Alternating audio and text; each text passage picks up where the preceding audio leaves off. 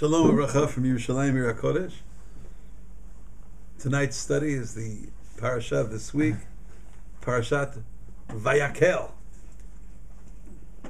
In our beloved Torah section of Vayakhel, we study of the construction of the Mishkan tabernacle.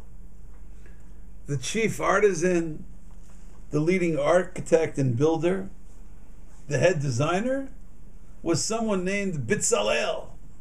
The Torah describes the great qualities of Bitzalel ben Uri ben Hur.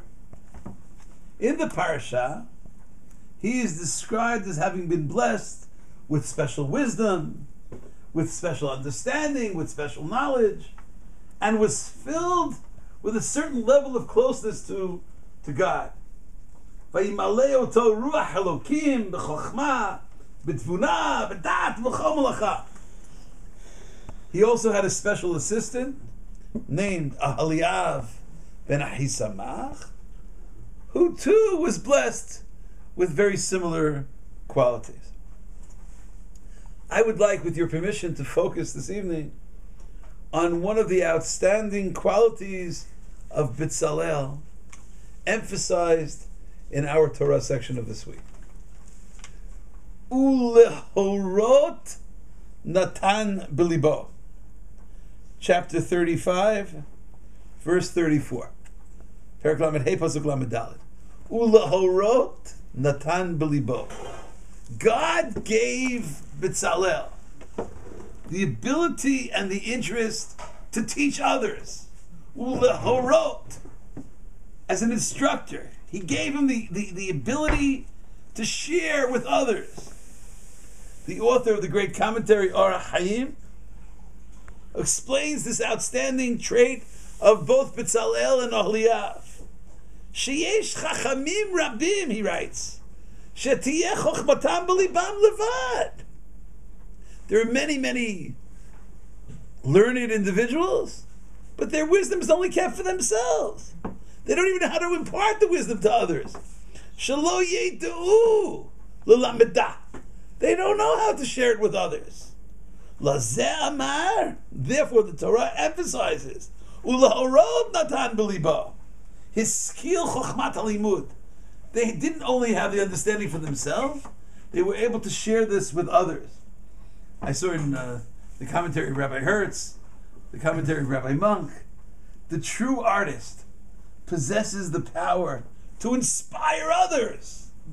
A light that cannot kindle other lights is but a feeble flame. If it's not lahorot natan b'libo, if you can't share it with others, then really how learned are you really? You know, at the end of the book of Ecclesiastes, it says about Kohelet, who is identified in our tradition as King Solomon, as being the wisest of men. The very end, the last chapter of Ecclesiastes, chapter 12, it says, V'yoter shaya Kohelet chacham. And in addition to the fact that Kohelet was so smart, was the fact that he taught the people. Od limada'at eta'am, v'izein v'chiker, tikein mishalim harbeh. He listened, he investigated. He set up so many proverbs to help explain the ideas. He taught the most complicated concepts to the masses. And I once heard from my father, of blessed memory, my father said that maybe V'yoter, which is usually translated as in addition to the fact that Kohelet was so smart, the word yoter in Hebrew can also mean more than, greater than. Perhaps greater than the fact that he was so smart was the fact that he was able to teach. Sometimes you have people who are on genial levels. Bring them into a classroom. Nobody understands what they're talking about. But these great people, Bitzalel and Ahaliav, were blessed to be ulahorot natan b'libo. They were able to be the designers of the Mikdash, the designers of the Mishkan, because they had a sense of an understanding of how to teach others. But besides the fact that some people are limited in their capabilities of teaching others, there's yet another reason why some great people don't want to teach other people that which they excel in. They fear that by doing so, they will lose their special level of singularity. See, because if they know this particular aspect of special design of Mikdash Mishkan work, if they teach it to others, some people would feel, well, so I'm replaceable. So now everything I know, they know. They don't need me anymore. So out of sense of worry, out of a sense of fear, there are many people who are so hesitant to share with others that which they understand. The greatness of B'Tzalel, the greatness of Ahaliyah, as described in our section, is Lahorot Natan. They didn't worry. So let other people understand also how to design and how to mold and create that which is necessary for the formation of the sanctuary. There's a great woman who lives across the street here in our neighborhood, here in the holy city of Jerusalem. I don't know if I should mention her name or not. I guess I won't. I could always put in her name, but I can't take it out once I say it. She, for many years, the way that she made a living was she would sell decorated cakes. That was her parnasa. She sold cakes, very fancy decorations on the cakes. And people from the neighborhood would come and would buy the cakes for special occasions, for birthdays, celebrations, bar mitzvah, bat mitzvah, engagements, weddings. And then once a year, she did something which to me is a B'Tzalel and Ahaliyah experience. She invited all the women of the community for a free lecture on cake decorating. Isn't that beautiful? I'm so inspired, right? A free class in cake decorating. So maybe that's B'Tzalel and Ahaliyah. Maybe that's Lahorot Natan B'Libo. And the rabbis in several places speak about a person who studies Torah but is not willing to teach it to anyone else. So there's a description in the book of Numbers of someone who mocks, someone who scorns Torah, someone who disgraces Torah. According to one reading, in Tractate Sanhedrin 99, the person who studies Torah but is not willing to teach it to anyone else is Ki Devar Hashem Bazah.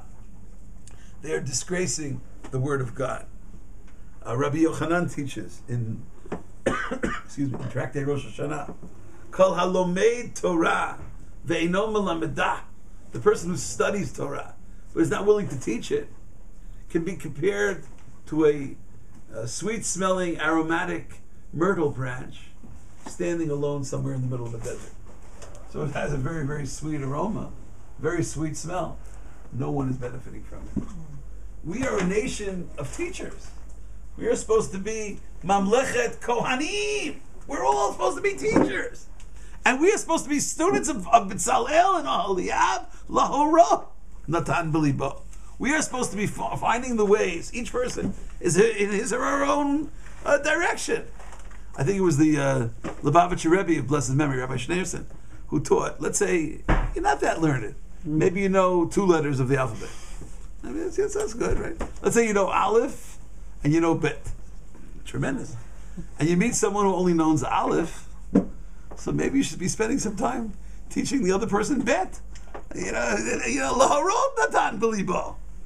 And according to one reading in the Tractate of the Fathers, in the 2nd chapter of the Ethics of the Fathers, Rabbi Yochanan ben Zakkai teaches that if you study the great deal of Torah, don't keep it to yourself. Don't keep it to yourself. Share it. Become a student of B'Tzalel. Become a student of Ahaliyah. Lahorot Natan B'Libo. Im lamadta, says Rabbi Yochanan ben Zakkai, Im lamadta Torah harbe, al tachzik tova la'atzmecha. Don't keep it all for yourself. Share it. And in Tractate Yomah, those people interested, it's on page 38a. In Masechet Yomah, we study in the Mishnah, and then it's discussed in the Talmud as well. Certain families who seemingly acted in ways which were the opposite of the ways of B'Tzalel and Ahaliyah. The Gemara doesn't mention there B'Tzalel and Ahaliyah, but I'm comparing the two. And it seems that there were very distinguished families who were involved in certain aspects of the temple service. And perhaps it's not coincidental that the temple service is mentioned, because if the sanctuary was built by people who were so dedicated to sharing their wisdom with others, then maybe the people who follow them generations later, who were not willing to share their wisdom with others, are pointed out forever with certain levels of disdain. Says the Mishnah, Ve'elu l'gnai. There are certain families that we recall in a troubling way, with a sense of a lack of respect for them, because they refused to follow this pathway of teaching others. For instance, there was a great family named Garmu. There was a Garmu family. They refused to teach people all the details about how to bake and to take care properly of the showbreads. You know, there was a whole ceremony of baking special breads, the special 12 loaves of bread. How do you put it in? How do you make sure it stays fresh? How do you make sure it doesn't break when you take it out of the oven? The great wisdom. The Garmu family were experts in that. But lo ratzul lameid. Amasei lechem apanim. They didn't want to teach anyone else how to do it. The Aftinas family, says the Mishnah, they knew the secrets of the ingredients of the incense, and they knew how to take care of it in such a way that all the desired results would take place in that particular offering. But they didn't want to share it with anyone else. Lo ratzul lameid. Hugras ben Levi, another person of this category. He knew outstanding methods of singing in the temple, outstanding methods of playing instruments. Lo ratzal lamed. Hugras ben Levi hayayodea perek bashir. Lo ratzal lamed. Ben Kamtsar. He had a special way of writing God's name. Maybe using 4 quills at the same time and writing the 4-letter name of God, or writing in an exceptional way. Lo ratzal lamed al maseh haktab. But he refused to share this with others. What we learn from Betzalel and Oholiab is, whatever area of life, of course we're talking about the positive areas of life, don't share with others your downfall. The positive areas of your life, whatever quality you have, whatever positive thing you have going for you, in any area, become students. We all strive this evening, as we study Parashat Vayakhel, to become students of Betzalel and Oholiab, because that's the way to build the sanctuary of God. Thereby, we will be joining in the process of the building of the Mishkan, because we will be following Ula Horot, Natan Belibo. God gave them, and with the help of the blessing of Hashem, will give each of us that wisdom to teach others that which we understand ourselves. Rabbi, can I give you this? I need you to look at this. Okay, I'm sorry to spring it on you. What if I don't read English? You read English, okay? This came today, and I know it's switching, but this is a different perspective. This is beautiful. Huh? Such love letters. Right, love letters. Can you read it? I could try reading it. I should read it out loud. Yeah, right. Yeah. I hate bloody religion. I'm not interested in rabbis, Judaism, or anything with religion. I am my own religion. I don't do religion. If I wanted to be Bible, I go to church. I hate bloody religion. I don't know who wrote this. I appreciate the feedback. Someone once said that the opposite the opposite of love. This was on Facebook. Okay, it's okay. Someone once said that the opposite of love is not hate. The opposite of love is indifference. When someone wants to write how strongly they hate that which you're doing, or how strongly they disagree, we're surely willing to have a dialogue. And whoever wrote these comments, wherever they are, I would love to hear more. Don't just write a few short sentences. Explain to me, or explain to us, why it is that you are not interested in rabbis, Judaism, or anything with religion. What aspect of the religion is disturbing to you? And if the great people sitting here are students of Betzalel, and they're interested in teaching, I'm sure they'll be able to share their ideas of teaching others from the wisdom of their own heart. And I do hope that the person by next week's comments is able to see some positive aspect. Because if you only see darkness, if it's no good, you can say, well, there are many areas that you disagree with, but all bad. Probably it's not so accurate. Wherever you are, shalom to you also. Have a good evening. Thank you.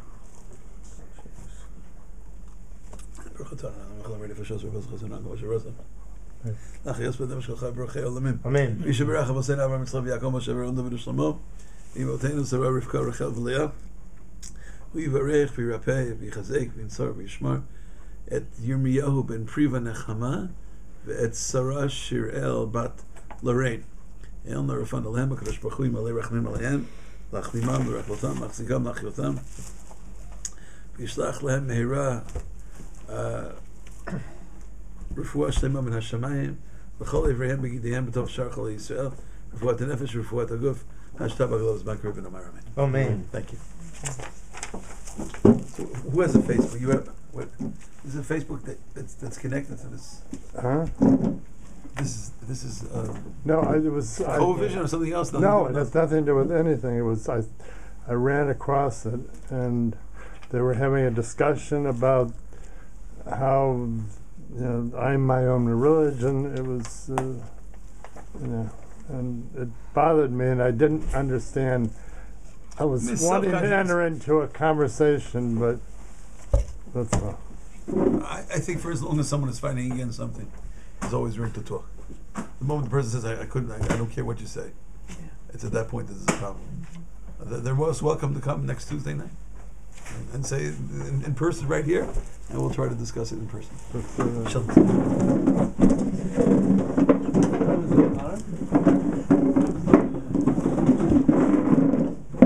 I'm sorry.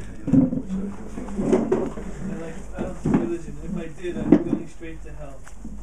That's a way to avoid it. Yeah, no problem. Yeah. Oh, yeah, that's There's no hell I won't go to. Okay, we have some food. If anybody's interested, maybe That's very good. I don't know what it is. Where did this come from? What is this? Looks like bed frame. Yes.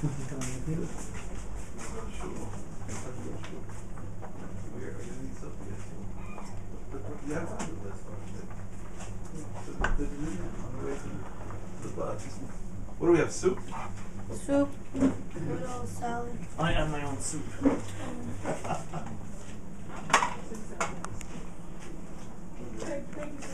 I don't eat bloody soup.